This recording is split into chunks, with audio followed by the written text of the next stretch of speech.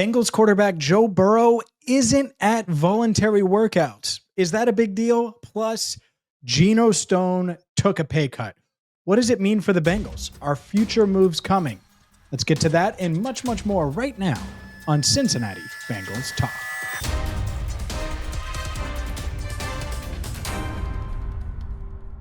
Hi again, everyone, and welcome into CBT. I'm James Rapien of BengalsTalk.com. Hit that subscribe button, ring the bell, join the 55,000 Bengals fans that have subscribed on YouTube, and follow us wherever you get your podcast. Yes, we're on all of your major audio platforms, including Spotify, Apple, and Amazon. And today's video is brought to you by you. You know those billboards that you see where it's like, oh, you could be advertising here? This is my 15-second spiel on that. You want to reach Bengals fans, you want to reach fans, whether it's in Cincinnati or across the country, this is a great way to do it. Please reach out to me if you want to advertise your local business. jamesrap12@gmail.com. And yeah, let's get rolling. Let's promote your local business. And let's dive into a couple of things here, because Joe Burrow is not a local business. Joe Burrow is the opposite of a local business. My man is a corporation. He's a corporation. And I've known that Joe Burrow wasn't there the past few weeks. And today was the Tuesday was the first workout that media was present for, that media was able to attend and watch. And Joe Burrow wasn't there. And I got to be honest, I really don't care. I know a lot of people are going to make it a big deal and say, oh, well, Joe has the equity, but it'd be nice to have him there. And, oh, man, shouldn't he? They're trying to get off to a fast start. It'd be great if he was there. It's May 6th. It's May 6th. He was at the Met Gala, one of the biggest events for celebrities across the world. I'm okay with it. And I'm okay with it for a few reasons. The first of which is because this was planned. This was not something that the team was not aware of. This was not something that Zach Taylor was caught off guard by. This was not something that anyone around the team is like, oh my God, where's Joe? That is not the case, at least that from the conversations I've had. And the fact that this was planned makes me think that Joe, who is as dialed in as any player in the league, probably said, you know what? Yeah, I know the first few phases of the offseason program can be important. And I train in Cincinnati a lot during the offseason anyway. But I'm going to do these things. These are things in the offseason that I think are important for me. I get that. And I understand it. And I think there are going to be a lot of people. And the reason why I led the video off, I had no plans of talking about Joe Burrow today. But there's a lot of reaction about it. And I just don't care. I just don't care. So much so that I would be the biggest hypocrite in the world, if I came on here and live from the Cincinnati Bengals Talk studios. And I know we're not live, but as I'm talking about this, it could be broadcast from the Cincinnati Bengals Talk studios, which could be brought to you by insert small business here, local business here. I think that part of it is really hypocritical because I didn't go today. Because you know one thing I told myself last year during this time, during all these offseason workouts, and I remember telling this to Kelsey Conway, I am not going to go to all of them next year, is what I said. Last year we were on wristwatch, and I was like, you know, I get it. I understand it. I think media should be covered there. BengalsTalk.com had a presence there. Jay Morrison was there. I think it's important to cover them. And it is important for the football team, no doubt about it. But this idea that healthy Joe Burrow needs to throw every single pass, and it's great to have Jamar Chase there. It's great to have T. Higgins there. I get why people are like, oh, well, BJ Hill's in a boot. Like, I get all that stuff. But for me, I'm just like, I don't need to be there on all of those days because the season is a grind. And Joe's probably looking at it and saying, all right, well, I've had to rehab during this time multiple times, during this time of year, multiple times. I have an opportunity to do a few of these things. I'm going to be there next week. And that's what I think. I think we're going to see Joe Burrow there next week. He misses a couple of weeks, but comes in for phase 3, is there when the rookies are there. Rookie minicamp is Friday, and then next week they hit phase 3, and I'm sure he'll show up when the rookies show up. We'll see. Maybe I'm wrong. Feels like I'll be right. It's a nothing burger to me, especially because, again, I didn't show up today either. Doesn't mean that media shouldn't show up. I'm not saying that. Of course. I'm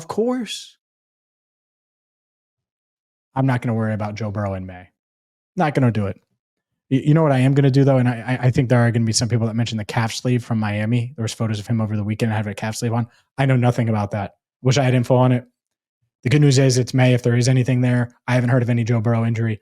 I'm not going to concern myself or worry about that until we hear from Joe or hear that there is an injury.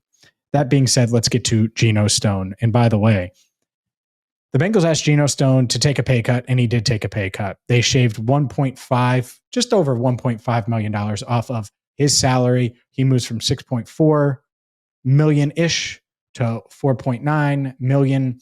That cap hit drops. It opens up some cap space. And what in turn they did is they gave him $1.5 million in guaranteed money, which essentially keeps him on the roster for this year. What does that mean? Well, he's going to be on the team. I would expect him to start. But the Bengals have even more cap space to work with. And I think that's the important thing here is when it comes to a Trey Hendrickson deal, when it comes to, should they, would they, will they be able to get deals done with a free agent or two? And I'm going to do a video on the free agents they should target. I wrote about it at bengalstalk.com on free agents they should target. They better get some deals done. They better use this money. Use this money towards Trey. Put this money in different spots. I mean, they have this lingering Jermaine Pratt, $5+ million in cap space that's going to open up. They have room to spend. They should spend. And we'll see if they do. But it's certainly something that I'm monitoring because it's like, well, you have an obvious hole at safety still. And you have an obvious hole on the offensive line room from a veteran standpoint. You could add one more veteran there. You certainly could add a veteran defensive tackle. You could certainly consider adding a corner if you wanted to, right? I mean, there are a lot of options here that they could go with. And so how do the Bengals use it? How will they use it? It's interesting because they did this with Zach Moss a few weeks ago.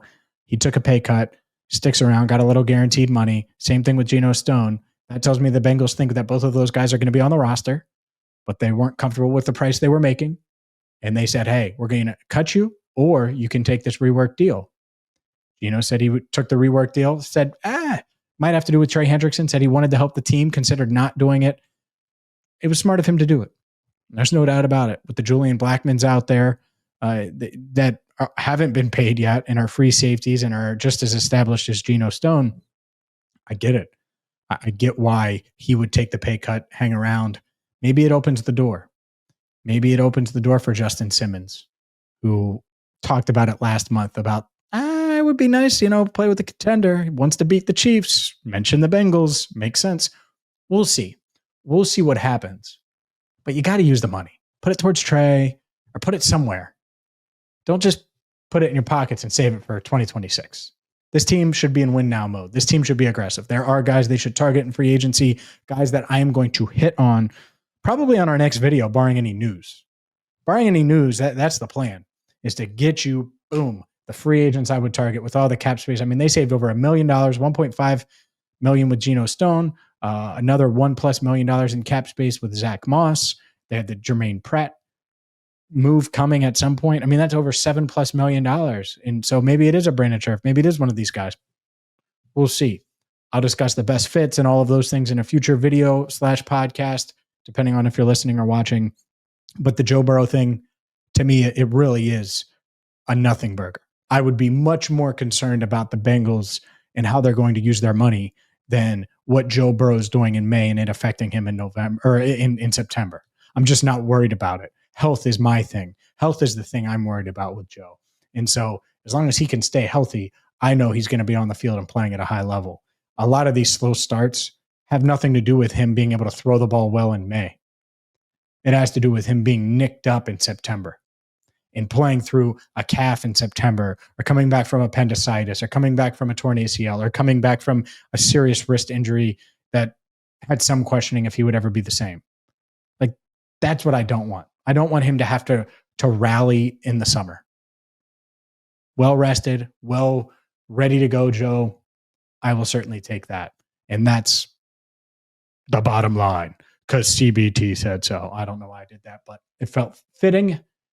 For Andrew Fox-Miller, I'm James Rapien. Please, please, please hit that subscribe button. Make sure you check out Enter the Jungle. Obviously, it's Tuesday. We did Enter the Jungle on Monday night. It was a special live edition. It was really fun. I thought it was a really cool episode. I think you enjoy it. Until next time, thank you so much for watching and listening to Cincinnati Bengals Talk.